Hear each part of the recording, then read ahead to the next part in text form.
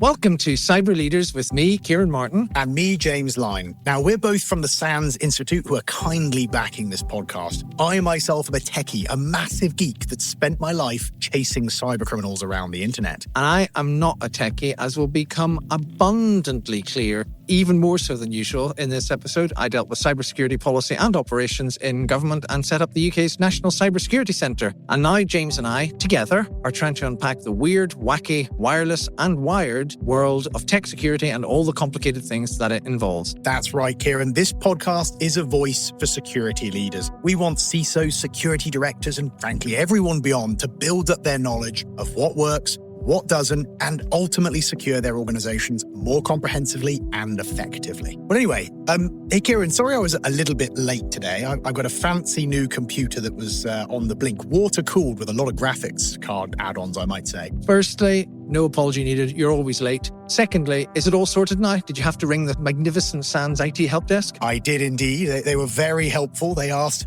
if I tried turning it off and on at the same time. Sorry, what? What are you on about? It's a quantum computing joke, Ciaran. Although I wish I had a quantum computer. It's a conventional.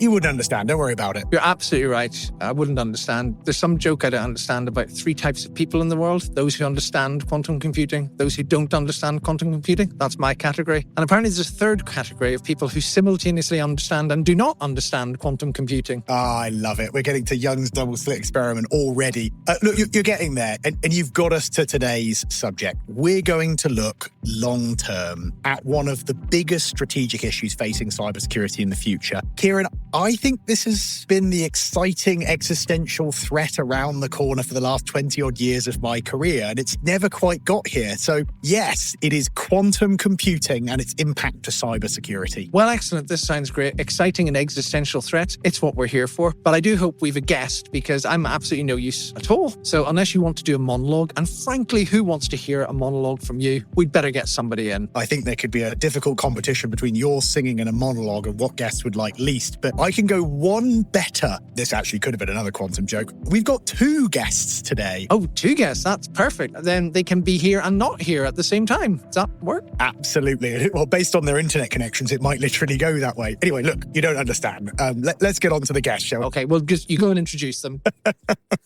Look, so to guide us through this crucial but complicated area of cybersecurity, we've got 2 brilliant guests from a Singapore and Swiss-based company, Applied Quantum. Between them, our 2 guests have years of experience, not just in researching quantum and its implications for security, but also, frankly, in wider strategic cybersecurity. So we might eke out a few other bits of wisdom whilst they're here. We've got Marin Ivezic. He's the founder, a former CISO, and a cybersecurity practice leader in organizations like IBM, Accenture, the big 4. In his own words, he's also a failed quantum computing entrepreneur. That bit doesn't sound true. We'll have to ask him about that, Ciaran. Well, absolutely. Well, welcome to you, Marin, and thank you. And our other guest. Well, we also have Kawin Boonyapredee. He's the Chief Strategy Officer and Head of APAC region at Applied Quantum. He's also had a glittering cybersecurity career as well. So again, we can ask about lots of other exciting things. Quantum phishing's high up my list. He's been the Chief Technologist for Cyber at Booz Allen Hamilton, a Managing Director for APAC at Qualys, very influential organization, been a CEO of a big managed security service provider in Thailand, and a CISO. We like CISOs, so you're in good company here. That was at a fintech firm. He's also found time to do a PhD in cybersecurity leadership. Well, I mean, across all these things, I'm starting to feel a bit inadequate, Ciaran. I don't know about you. Yeah, I mean, I'm not sure inviting somebody with a PhD in cybersecurity leadership onto our podcast, which is called Cyber Leaders, was one of our wisest ideas.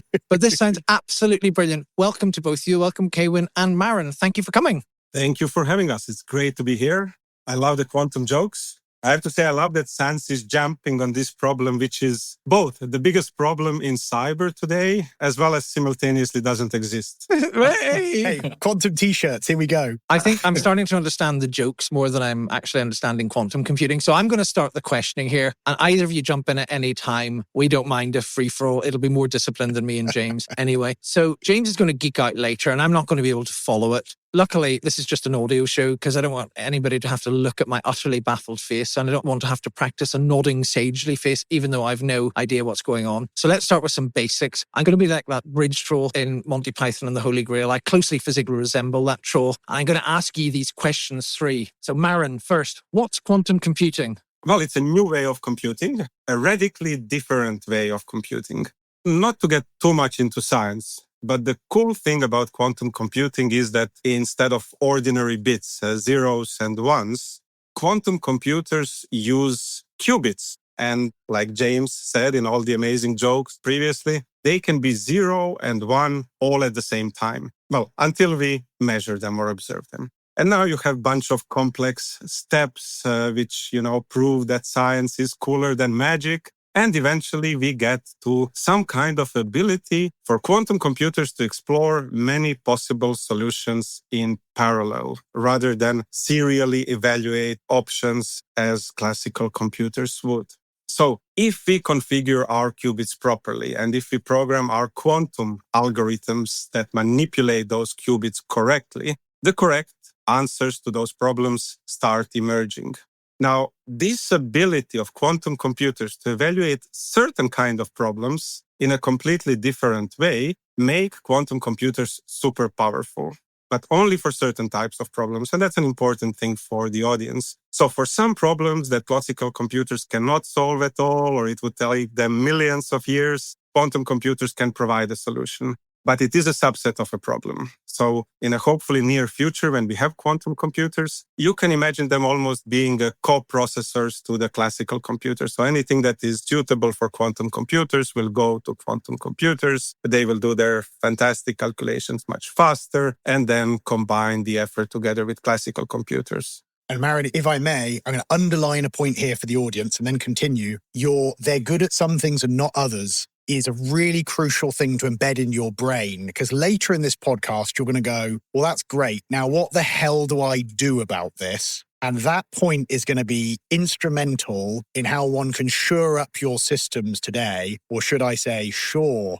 I did a shore algorithm joke. Sorry, I couldn't help myself. Stop. Anyway, carry on, Marin, carry on. Well, that's an excellent and really clear explanation of quantum that even I can understand the awesome computing power of it. James, do that again. And like the troll, I will cast you off into the bridge of eternal nowhere or gorge of eternal nowhere or whatever it is. But you got away with that one. So let me turn to Kawin, if that's okay. Tell us, picking up from that, anything you want to add. And the second of my questions 3, why does it matter for cybersecurity? Absolutely. Thank you. So I love analogies. One of the things I like to describe it as, like, looking at our cybersecurity. It's like a super strong, super secret safe. The keys to this safe, they're incredibly long numbers. So complex that even the biggest, brainiest supercomputers today would take eons to crack them. So we call this asymmetric encryption. And it's actually the bedrock of pretty much everything we do online, from buying that ridiculous cat sweater to sending top secret government documents. Life is good. Passwords are safe. Hackers are relegated to trying to trick us into clicking suspicious links. Then comes along quantum computing. And just as Marin states, these aren't your grandpa's computers, folks. This quantum weirdness allows them to do calculations at speeds that would make our current supercomputers look like an abacus. So why does this matter to cybersecurity? Because remember those unbreakable keys to our digital safe? Well, quantum computers with their super duper parallel processing power is like having a million master locksmiths working simultaneously on that safe. So algorithms, like you stated, Shore's algorithm, is used and could theoretically crack those unbreakable encryption keys in a matter of minutes, not millennia. So imagine the chaos. Your online banking, poof. Your super secret government files shared with the world. Your encrypted messages to your best friend about their questionable fashion choices, there we go. So suddenly all those digital secrets we painstakingly protected are laid bare. I'm particularly worried about that last one, but you're right, Kawin. We're talking about 75 years-ish. I can't remember the exact date of the release of RSA, for example. 75 years-ish of digital trust potentially imploding overnight with the development of this kind of capability. All right, well, hang on. Let me keep up here. So we had Marin talking about this awesome, brilliant power. I was getting very excited. Then we have Kawin now telling us of the data and information security apocalypse that could be upon us. So, So you're excited and horrified. This is a bit of a roller coaster, and we're only a few minutes in.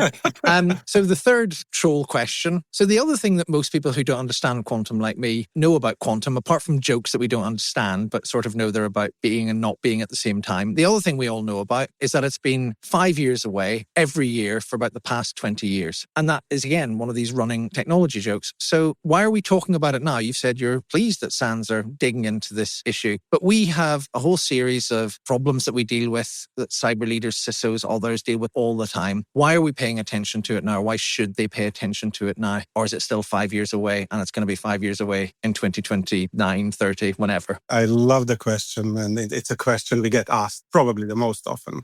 It's been 5 years away for the last 30 years. So since my first CISO role when I was 5 years old. So it's been coming and it's been threatened since Shore developed its code-breaking algorithm, which, by the way, was in 94. So you're right. There is lots of noise for decades about quantum computers. There is a bit of a, however, change in this whole landscape. I could explain in huge amount of detail why I and Applied Quantum personally are convinced that commercially feasible universal quantum computers will arrive by 2030. There have been a bunch of scientific and engineering wins, achievements over the last 2 years that really changed the calculation. But for our audience, I want to remove that discussion. I think that that question around whether the quantum computers will arrive in 5 years or in 25 years or in 15 has become irrelevant. And I'll explain why. Okay. Because the whole market has changed towards this proactive mitigation. So the regulators have issued their own guidances, requirements in the last few years. US federal government since 22, Canada and the EU over the last 2 weeks, UK 2 months before that. The regulators are demanding from the organizations to start demonstrating their quantum readiness plans and initial steps. The insurers are carving out quantum attacks or trying to figure out how to assess quantum readiness of their companies. On the earnings calls, shareholders and analysts are starting to ask companies, how are you preparing for the quantum threat? So right now, when the whole ecosystem is moving towards this proactive readiness, well, now we all have to start preparing if we haven't yet. Whether the real computer will come in 5 years or 10 years is irrelevant because now we have regulations, insurers, shareholders, your clients. The clients are preparing questionnaires that will send to their suppliers about the quantum readiness. So we have to care. Brilliant. It's changed. Well, I'm exhausted already. The troll has now fallen from the bridge. That's extremely helpful and a very powerful way of telling us why we should be thinking about this now. James. I love that angle, actually, because you're right. It's turning up in regulation and there's kind of enough impetus to act, even if the infamous Q day still might be some way away. But it also seems... Hang on. What's Q day? It's the hypothetical point where quantum computing is sufficiently available, advanced, and powerful to disrupt traditional computing problems that have held our cryptography secure. So it's the kind of breakdown of traditionally hard problems into, meaningfully calculable. Like the Chinese just demonstrated they could break RSA with a quantum computer more efficiently, factoring primes, but it was 22-bit. So you kind of read the headline and went, oh my God, it's Q day. But most of us use 2048. So,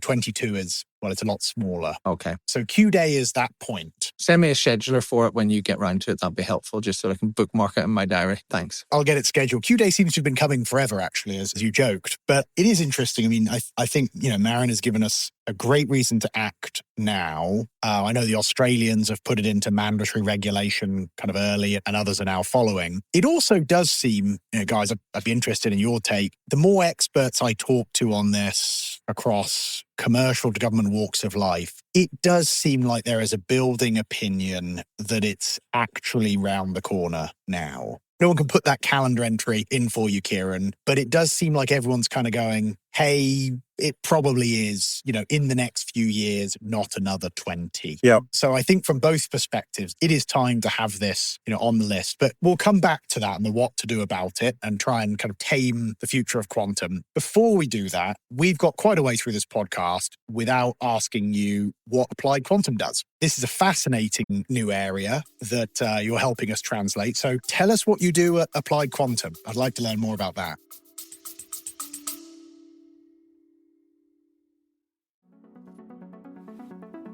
supply chain attacks surged to 245% from 2023 to 2024.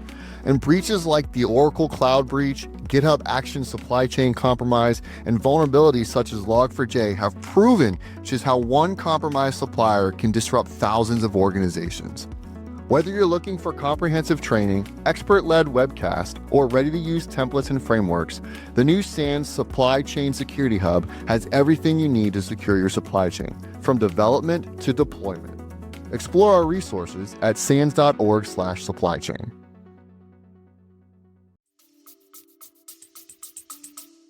Thank you for asking, James. So Applied Quantum is set up, intended as being the first quantum dedicated professional services. So basically, it's a consultancy that focuses only on quantum technologies, quantum computing, quantum sensing, of course, the quantum security. And we package all of that in two main buckets, all of our services. One is helping clients get the quantum computing benefits. So all the joint R&D preparation for the quantum computing, the quantum algorithm development. And then, of course, more relevant for today, it's the quantum readiness or quantum security, quantum resilience, which is all the various services to help clients prepare for the quantum threat.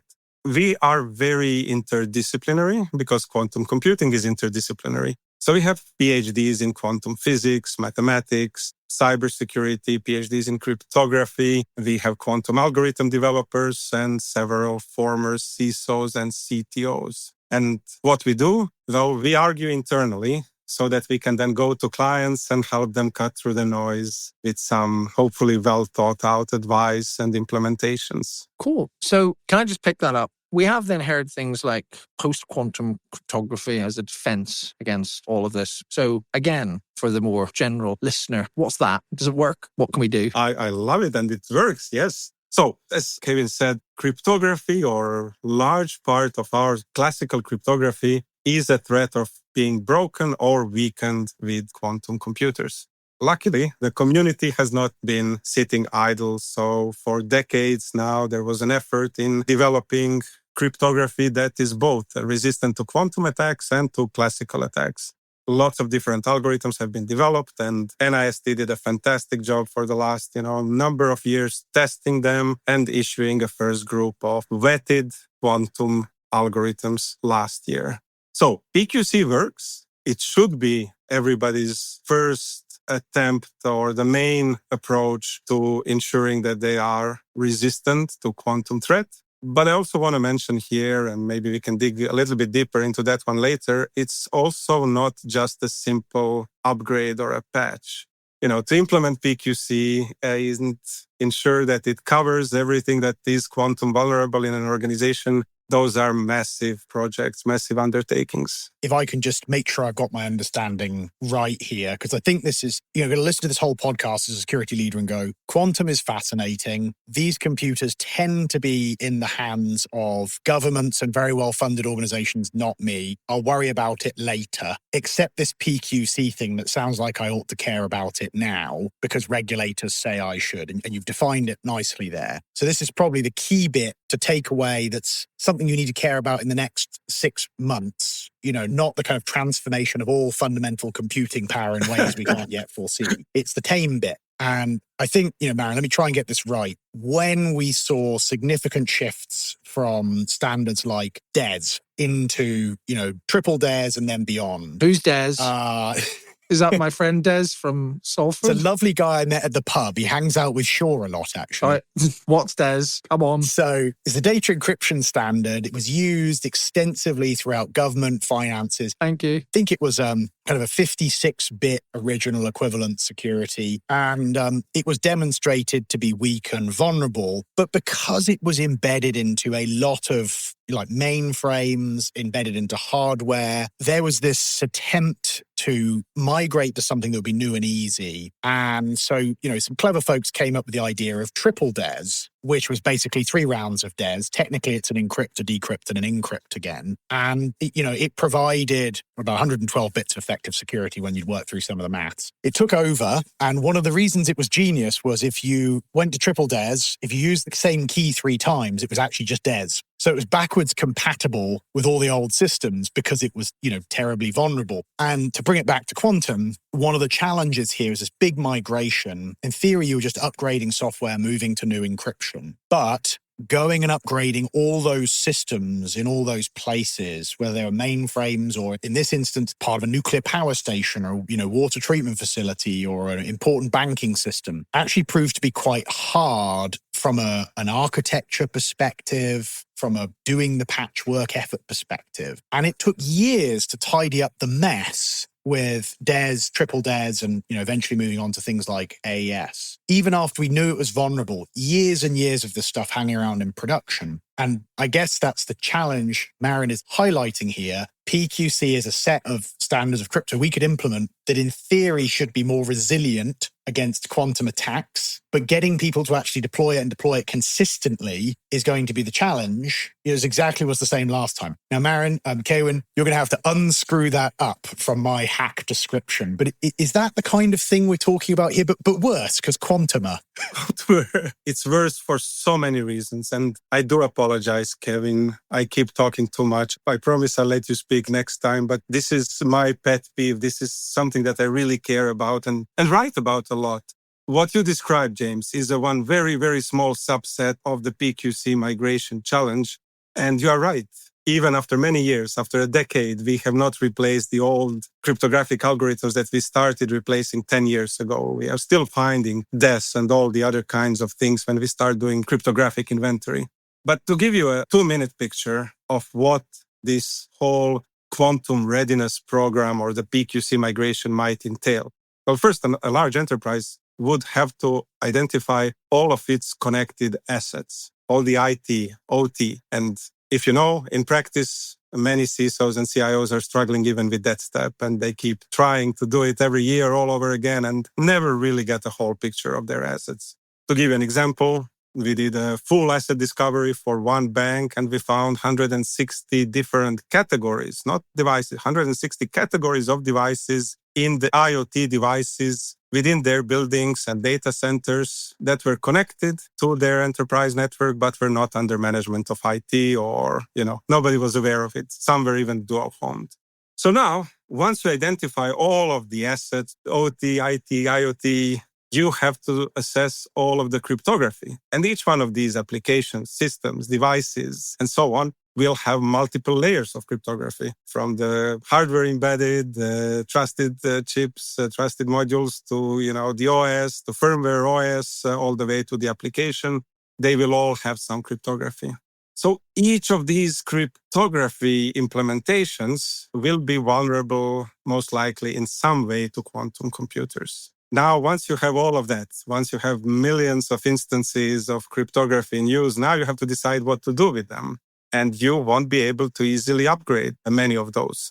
Some are under control of vendors, so you'll have to reopen and renegotiate all the vendor agreements or replace them. Some systems won't be able to handle new PQC modules, so they will have to be upgraded or replaced. Some others will have to be mitigated through some hybrid ways of doing. There is going to be a category that you can't do anything, so you'll have to do some kind of a quantum wrapper around them or isolate them. That whole quantum strategy becomes extremely complex. And then you have to actually change all of that without impacting production. And that last one is always the greatest challenge, isn't it? Right. It's easy in theory, and then you've got to service the airplane whilst it's in flight. Exactly. So let me play this back to you really quickly. And then, Ciaran, you can stop us nerding out and move on to other questions, because I know I'm going to get overexcited here. But for anyone listening going, who's DES? Why were there 3 DESes? What's this new acronym? And why is Marin talking about updating all technology across the entire planet with an impending, apocalypse? So PQC, crypto implementations that you can implement now that should be more resilient against quantum advances in the future versus the crypto you're using now that we know is very likely to become vulnerable. So you're risk mitigating ahead. We've previously struggled with important crypto in lots of systems being broken and hanging around for too long, like this 3 DES example. So that was nowhere near as bad as what we're now talking about. And we really struggled to get everything updated. This is much more challenging. And I think the key you should be hearing from Marin is we got to touch almost all technology on the planet. And because of that, that's why these guys are putting their hands up now and saying you need to roadmap it and plan it and start now, because that is a lot of work to get done in production to be ready. Wow. Ciaran, does that make sense? Did I screw that up, Kawin? Was that about right? Just about. Yeah, no, I just wanted some really from the perspective of a CISO, right? Yeah. So, I mean, picture this. You spent years building like a magnificent digital fortress. The moats are firewalls, drawbridges of VPNs, locks every single door you can think of. Then out of nowhere, this really group of smart, nerdy, but incredibly powerful wizards show up. They're not using battering rams. They're not using sneaky tunnels. Oh no, they've got magic wands and they can simply poof these locks out of existence. So this is what quantum computing can do. Do the magic wands make tunnels? Just to check.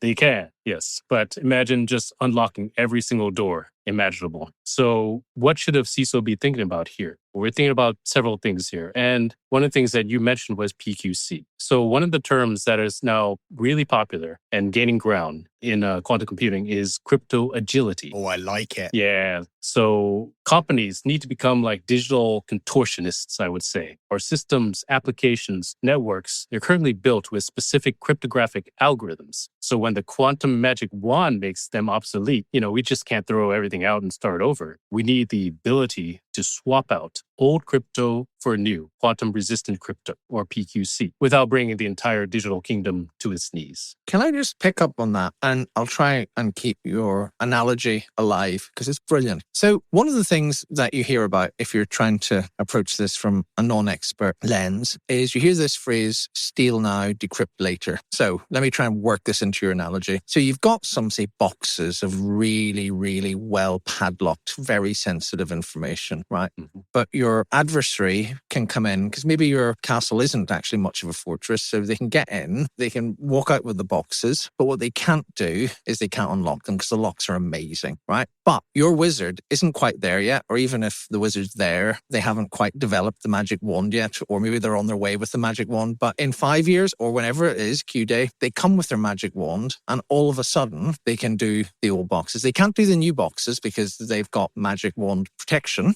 but the old boxes don't. Does this work? Does anyone else want to play Dungeons and Dragons right now? Right. So if you have a valuable data set now, it might be a bit less valuable in 5 years' time, if that's Q day, or 20 years' time, but it's still going to be valuable. Most of us hope to be alive and hopefully productive in 20 years' time. Governments will still have secrets that are going to age more than 5 or 20 years, et cetera, et cetera. So are we in for some sort of catastrophe when the day comes where the wand works on the old stuff? Is that overblown? And if it's not, what do we do about it? I would do a short answer on this, and I'll have Marin provide maybe a more deep dive, but essentially steal now, decrypt later, or harvest now, decrypt later. It's like a ticking time bomb, I would say. And this hits legacy organizations very hard. Decades of sensitive encrypted data, customer records, old contracts, patented secrets. There are sitting ducks waiting for a Q day. Okay. It's like your old family photo albums are locked in a safe, but a future thief will have the universal key at the end of the day. Marin, would you like to describe more in Harvest Now, Decrypt Later? I can't possibly add to the fantastic analogies you two guys were discussing.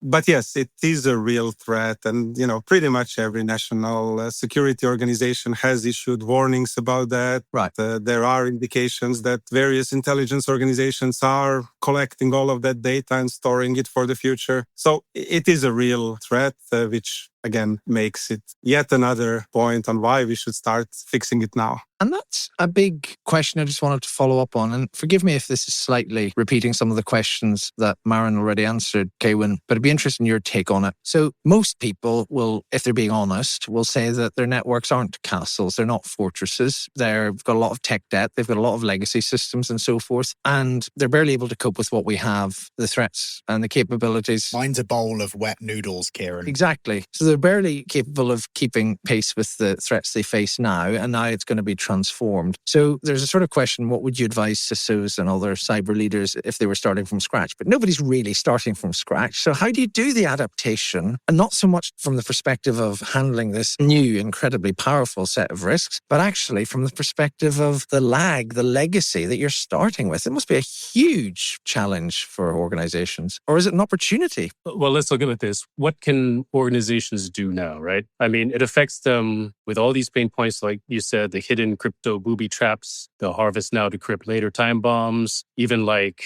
the sheer complexity of migrating to PQC, right? Now, if you look at something that you want to design from scratch, I'm going to go back into my terminology of crypto agility by default. So, most organizations, they're built like a beautiful but somewhat stubborn castle, magnificent doors, strong custom forged locks. Changing these locks means dismantling huge sections of the wall, calling in specialized artisans, probably causing a few major structural collapses. That's our current crypto inflexibility. Yeah. So in a quantum-ready organization, the core principle of crypto agility means we are building a digital fortress designed to expect cryptographic change, to embrace algorithmic swaps, and to treat encryption not as a fixed foundation, but as a constantly evolving plug-and-play component. Right. So what does this look like in practice? If we're building from scratch, modular everywhere, I would say, for one. API-first security. We're talking about automated crypto inventory, asset management, born quantum-aware, and risk-based crypto lifespans. All these I can go in further detail, but I don't want to nerd out too much. Maybe Marin has some insights on this as well. I'm going to keep us off nerdy for a minute and ask either of you just a quick follow-up question, and then you can go back and geek out with James for another bit. Mm-hmm. That question is, there is a tendency, let's go up from the CISO, let's go right up to the top of the organization, and they'll probably get some of this risk and the need for these changes and improvements. Hopefully, if they're listening, they'll have understood our clear explanations of these very difficult technical subjects. But they'll go down and they'll say, okay, so I've got quantum, I've got AI, I've got this blockchain stuff. Everybody's telling me tech's changing so fast. Where does all this fit in to the wider tech revolution for the average corporate organization that has to deal with massive amounts of risk and change? Wow. How much time do we have? 5 years, apparently. Isn't that the answer? I'm putting Q Day in my calendar now. Fair enough. Look, before I try to answer that question, I want to go back to this previous question about CISOs. And Kevin is right. You start with crypto agility. You start inventorying. You start chipping away at the problem now would be the right answer for the CISOs. But since we have CISOs and security leaders as the audience, I want to give a slightly different and maybe a little bit more optimistic picture as well. Quantum readiness or the PQC migration is now being prescribed by the regulations and insurers and the market and the shareholders. And that's typically what helps unlock the budgets and the purse. The boards do give money for the regulatory driven projects. So if I would be a CISO, Ciaran, to your words, I would use it as an opportunity because now I have an opportunity to use this regulatory-driven quantum readiness to fund my comprehensive asset discovery that I was not able to do for the last 10 years. The cryptographic inventory, hire more, smart people. So there is also an opportunity. It's not just doom and gloom. Now, to go back to your question, Ciaran, of course, quantum computing is now in the same bucket as all the other deep tech or all the other emerging technologies, but I would still define it as a little bit different kind of a beast.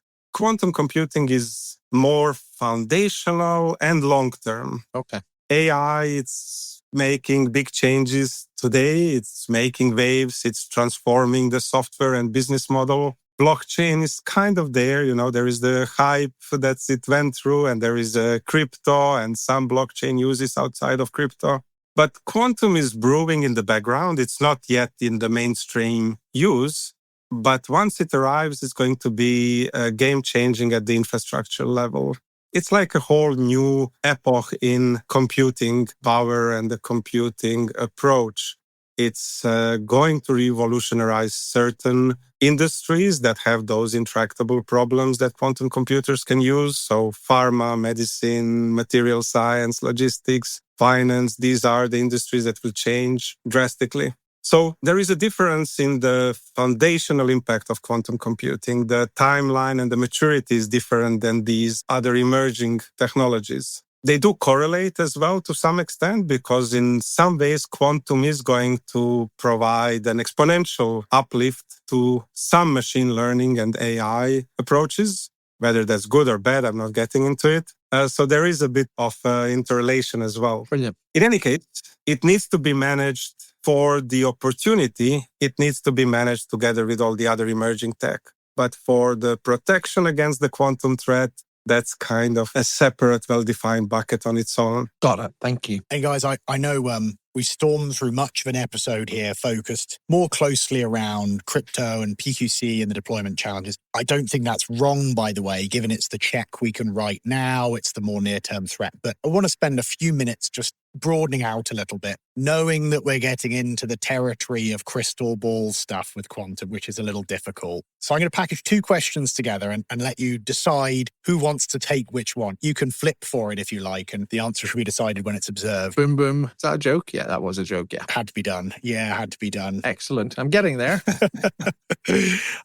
So how do you think availability of quantum technology more broadly as this develops is going to change the threat landscape? How do you think it's going to change cybersecurity many years beyond the obvious kind of cryptographic impact? Do you think it leads to a world where for some reason it might be more physically destructive? Is it more of the same? And then I suppose on the counter side, we've talked about crypto. What about beyond that? You mentioned enhancements to machine learning, Marin. What about, zero trust, anomaly detection, forensics? Do we see opportunities here for positives to counterbalance the negatives in the broader industry? I'm curious if you get your crystal balls out, how you think about attacker and security technologies over time. This is a really tough question, so I'll let Kawin reply. I love that you gave him a hospital pass there. That was fantastic. You observed me in my state of answer. Okay, here we go. So I would say in cybersecurity, right? Let's take, for example, you're citing zero trust architecture, right? ZTA, the trust no one, verify everything philosophy. So how does quantum affect it? Let's look at the bad and then the good and then the thrill of it, right? It's a double-edged sword. So the bad of it is that ZTA heavily relies on strong authentication and continuous verification, often using cryptographic keys and digital signatures. If those underlying crypto primitives are broken by quantum computers, the very trust mechanisms of zero trust becomes untrustworthy. So imagine your bouncer at the super exclusive club suddenly accepting fake IDs from quantum-powered printers. Every handshake, every access request, every "are you really you" moment could be spoofed. So what you're saying is zero trust becomes non-zero trust. That's right. However, the good in ZT's philosophy, like never trust, always verify, is actually more critical than ever in a post-quantum world now. So microsegmentation, least privileged access, and continuous monitoring, precisely the kinds of architectural resilience you need when you can't rely solely on strong crypto. So quantum-resistant cryptography becomes an essential component of ZTA, not its replacement. I like it. It sounds to me like a lot of the principles we know we should have been applying in how we architect and build policies and think about trust multiplied by 10, even more important, even more critical in this world. But it sounds like you're reasonably hopeful we have some of the tools already at our disposal to deal with these changes as this stuff evolves, if we can get it implemented. Absolutely. One of the things that you mentioned, and I recall that you were saying threat intelligence or anomaly detection. So maybe the bad of quantum computers, they're used by adversaries. They could generate highly sophisticated, virtually undetectable anomalies, right? So imagine a quantum-powered botnet that behaves so subtly, and normally that current AI ML systems just wave it through, right? So breaking encryption might also reveal patterns in exfiltrated data that were previously hidden. And the good side of it, however, is that this is where quantum computing can actually become a massive asset for defense. So quantum machine learning, QML, these type of algorithms can process incredibly vast data sets and identify subtle, complex patterns far beyond classical capabilities. Ciaran, we got some optimism. We got some. I was going to say, what happened, and I'm not making this up, but as Kawin was speaking, when he started off, there was a massive, thunderous outburst of weather outside. And then just as he sort of stopped speaking, it just started brightening up a little. So there we are. So I think that is the perfect way, because we could talk about this for the next 5 years and then come back next year and do it for another 5 years. See, I'm learning. We just might, Ciaran. We just might. But I hope listeners will feel the same, because I consider myself a lot better informed than I did an hour ago. Hugely complicated subject. Thank you for making it so accessible. You're not quite done yet, because we need to bring this home with James's favorite part of the show, which has never been more challenging, not just because we've got two guests, but because of the subject. James, take away your takeaway. Yes, it's time for our 30-second takeaway. And Ciaran, I love your observation there's two guests. Does that mean we get 60 seconds or they get 30 each? I think they should get 30 each, surely. What do you think? I think they should get 30 each. Maybe they can both speak and not speak at the same time. I'm getting the hang of this. I really am. I like it. Ciaran, your firewall is secure and not secure, depending on whether someone's looked at it recently. And I think I know whether they have or not. All right, look, so quantum jokes officially banned for the end here. They've been great fun. Oh. And we'll talk to our show producer about putting an explanation in on some of the jokes for those of you left wildly confused. So,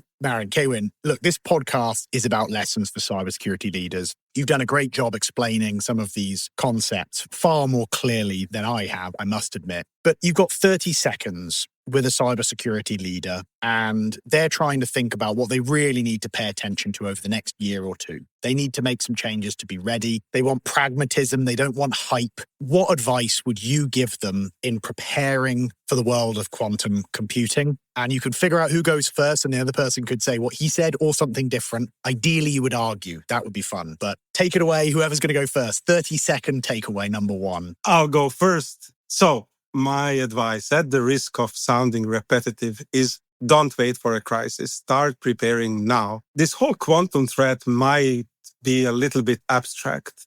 And I do have clients that are postponing or procrastinating because they can't find a quantum physicist to hire. All of that is irrelevant. We don't need quantum physicists. The CISOs do not need to become quantum scientists. We do not need to understand the quantum threat, as I said, because now regulators and other pressures in the ecosystem are pushing us to start. The steps to prepare for the quantum threat are known and concrete. We have to start with cryptographic inventory. We have to do our cryptographic strategy. We have, 6 different ways of mitigate the vulnerable cryptography. So we know what needs to be done. And whatever you do today, in the next 6 months, in the next year, it's one less crisis that you will have to deal with in 5 years. So start today. Brilliant. What he said. It's efficient. Okay. 30 seconds. All right. So cybersecurity as an industry has always been seen as a reactive industry. And the problem is we're already putting fires out while we're trying to lay strategy plans moving forward. You must be proactive in this case because proactivity in the realm of quantum will bring about huge implications to the entire transformation of what you can do from a cybersecurity standpoint in securing your business, making it more crypto agile, making it more quantum resilient, and being able to compete, I would say, and live on the next few years and the next decades to come. It's not too late. Start now. I love it. It's short, sharp advice, pragmatic, and for all the years of excitement about quantum and nothing happening, it would be very easy to wait too long. So love your points here about getting started today. I think that is where we're going to have to draw it to a close. It is. It's extraordinarily helpful. Thank you so much, Marin and Kawin, for sharing your expertise so accessibly. So we're going to close out with huge thanks to both of you.